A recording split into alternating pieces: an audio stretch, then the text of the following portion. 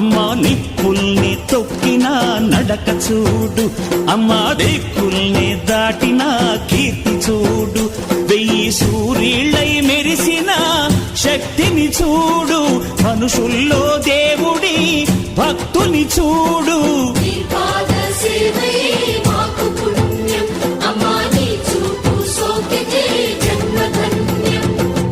అమ్మా భవాని లోకాల నేలే ఓంకార రూపమమ్మా, తల్లిని మహిమల్ని చూపవమ్మా.